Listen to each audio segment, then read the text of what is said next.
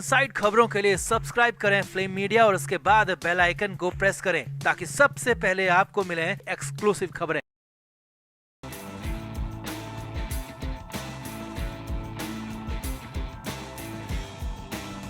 महाराष्ट्र की सियासत में एक और नया गेम आ रहा है, नया मोड़ आ रहा है और यहाँ पर उद्धव ठाकरे जो लगातार खुद को शरद पवार का चेला कहते रहे, शरद पवार को खुद का मेंटोर कहते रहे, तो उन्हीं मेंटोर यानी कि शरद पवार ने उद्धव ठाकरे को मुंह के बल गिरा दिया है। बीजेपी के साथ शरद पवार की सीक्रेट डील की खबरें आ रही हैं और बीएमसी चुनाव से पहले ये बहुत बड़ा झटका उद्धव ठाकरे को शरद पवार ने यहाँ पर दिया है। तो दिखाते हैं, आपको बताते हैं क्या है ये पूरा मामला, क्या है महाराष्ट्र की सियासत का ये नया एजेंडा। सब कुछ आपको दिखाएंगे, बताएंगे, सीक्रेट डील के बारे में भी बताएंगे। आप भी वीडियो को शेयर करें, कमेंट बॉक्स में अपनी राय जरूर दें और वीडियो को लाइक शेयर जरूर करें।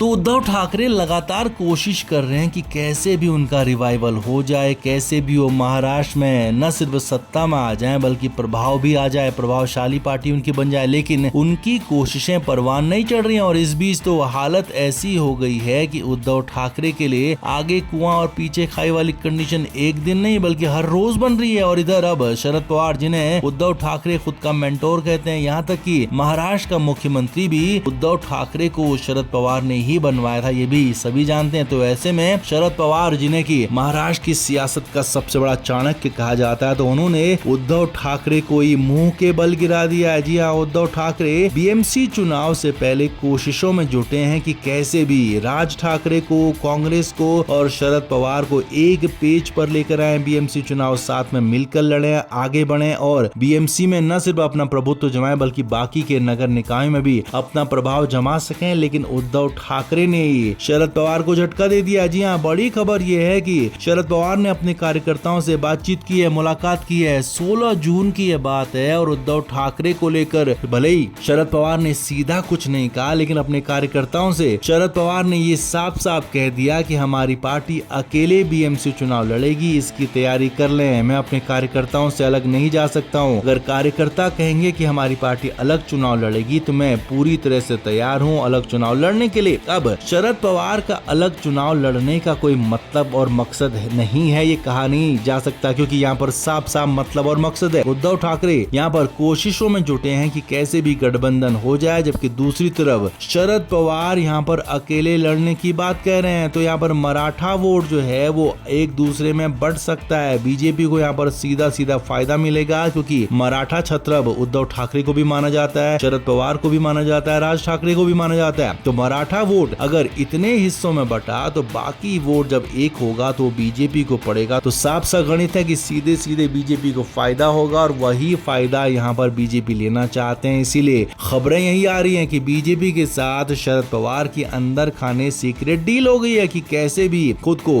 अलग कर लिया जाए, उद्धव ठाकरे को मजबूर कर दिया जाए अकेले लड़ने के लिए। और उद्धव ठाकरे अकेले लड़ते हैं तो उसके बाद उनके हालात और ज्यादा खराब हो सकते हैं। पार्टी के लिए एक एक नगर सेवक तक चुनना मुश्किल हो जाएगा, बाकी बोर्ड में अपना मेयर बनाना तो बहुत दूर की बात हो। एक एक नगर सेवक के लिए उद्धव ठाकरे की पार्टी के लिए यहाँ पर मुश्किलें बढ़ सकती है। और इसीलिए कहा जा रहा है कि महाराष्ट्र के सबसे बड़े चाणक्य शरद पवार ने उद्धव ठाकरे को साफ साफ बड़ा तगड़ा झटका दे दिया है, अंदर खाने बीजेपी के साथ सीक्रेट डील कर दी। और यहाँ तक कहा जा रहा है कि उद्धव ठाकरे की हस्ती को ही महाराष्ट्र से मिटा कर मानेंगे सभी लोग, ऐसा फिलहाल लग रहा है। तो आपका इस पर क्या कहना है, आप भी कमेंट करके जरूर से जरूर बताएं, वीडियो को शेयर भी करें।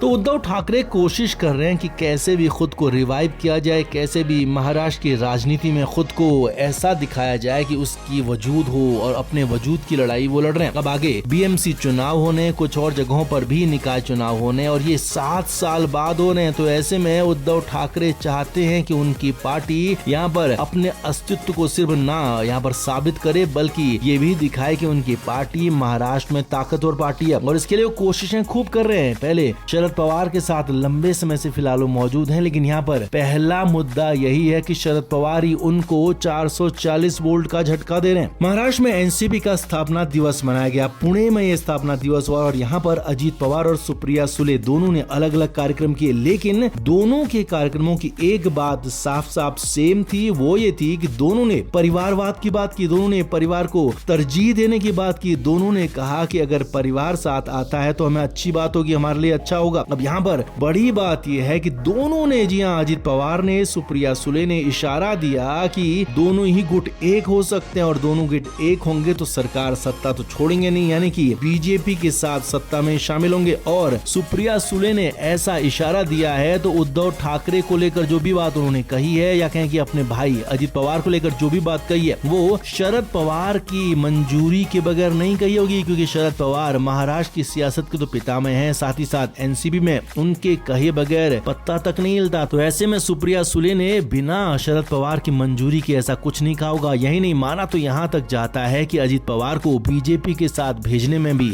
शरद पवार का ही प्लान था। अब यही एक तरफ तो यहाँ पर उद्धव ठाकरे फंस गए, क्योंकि अगर शरद पवार की पार्टी अजित पवार के साथ जाकर बीजेपी से मिल जाती है तो उद्धव ठाकरे को पहला झटका लगेगा। अब दूसरा झटका राज ठाकरे की तरफ से मिल सकता है। शिवसेना शिंदे गुट के नेता संजय निरुपम ने कहा है कि उद्धव ठाकरे और राज ठाकरे का गठजोड़ हो ही नहीं सकता है, क्योंकि इन दोनों के बीच में ईगो इतना ज्यादा है कि ये साथ में कभी आ ही नहीं सकते हैं। सिर्फ और सिर्फ खबरों में बने रहने के लिए ऐसा कह रहे हैं, खबरों में बने रहने के लिए बयानबाजियां कर रहे हैं, और कोई गठजोड़, कोई गठबंधन नहीं होने वाला है। क्योंकि उद्धव ठाकरे भले ही चाह लें, क्योंकि वो यहाँ पर उनकी मजबूरी है, लेकिन राज ठाकरे के लिए फिलहाल मजबूरी जैसी कंडीशन नहीं है, क्योंकि उनकी पार्टी बहुत अच्छी हालत में तो नहीं है, और ऊपर से बीजेपी का साथ राज ठाकरे को मिल जाता है तो उनकी पार्टी के लिए कंडीशन बेहतर हो सकती है। इसीलिए संजय निरुपम ने भी दावा किया है कि राज ठाकरे कभी भी उद्धव ठाकरे के साथ नहीं जाएंगे, क्योंकि उन्हें भी पता है कि उद्धव ठाकरे जिसके भी साथ जाते हैं वो पार्टी खत्म हो जाती है। और यही हुआ पहले कांग्रेस के साथ, जो अब 16 सीटों पर आ गई है महाराष्ट्र में, तो वहीं उद्धव ठाकरे जब शरद पवार के साथ गए तो शरद पवार की पार्टी भी लगभग खत्म हो गई है। ये दावा किया यहाँ पर संजय निरुपम ने। तो कुल मिलाकर कहानी यही है कि दो तरफा झटके उद्धव ठाकरे को लग चुके हैं। शरद पवार ने सीक्रेट चाल चल दी है, अपनी बेटी को इशारा दे दिया है, तो वहीं राज ठाकरे ने भी मामला फंसा दिया, गठजोड़ फंस गया। तो आपका इस पर क्या कहना है? क्या उद्धव ठाकरे के लिए आगे के रास्ते और मुश्किल होंगे? क्या कहेंगे आप कमेंट बॉक्स में जरूर से जरूर बताएं। वीडियो को लाइक करें, शेयर करें और कमेंट जरूर से जरूर करें।